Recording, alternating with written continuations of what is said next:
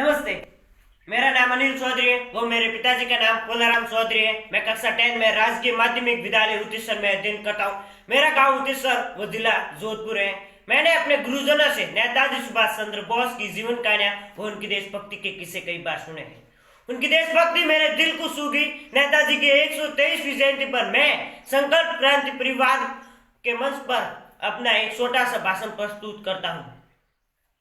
आजाद हिंद फौज के स्थापक और तुम मुझे कूदो मैं तुम्हें आजादी दूंगा नारे से मशहूर नेताजी सुभाष चंद्र बोस का जन्म 23 जनवरी 1897 में उड़ीसा के कटक में हुआ। उन्हें बचपन से ही अंग्रेजों के खिलाफ गुस्सा भरा था। यही कारण है कि पिताजी के कहने पर उन्होंने आईएएस की परीक्षा पास की, पर वो ज्यादा दिन तक नौकरी नहीं कर पाए और ब्यूरोक्रेट जैसी नौकरी छोड़ भारत वापस आ गए।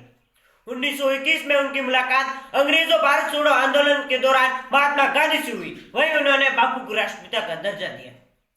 ब्रिटिश शासन से सैन्य विद्रोह का रास्ता सुनने वाले सेनानियों में से एक नेताजी सुभाष चंद्र बोस का भी नाम आता है।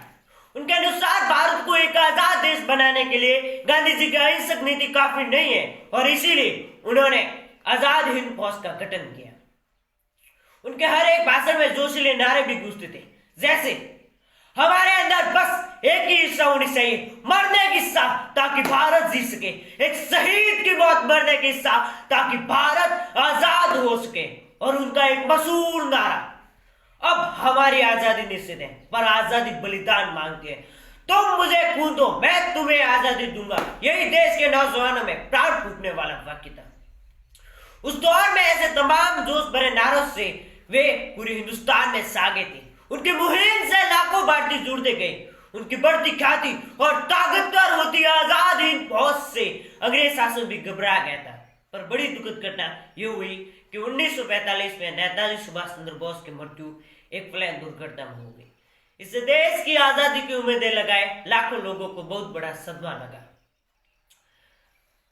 लेकिन आज भी नेताजी की बहादुरी और उनकी देशभक्ति के किस्से लोग बड़े ही चाव से सुनते हैं। उनकी देशभक्ति और उनकी बहादुरी पर हमें सदैव गर्व रहेगा।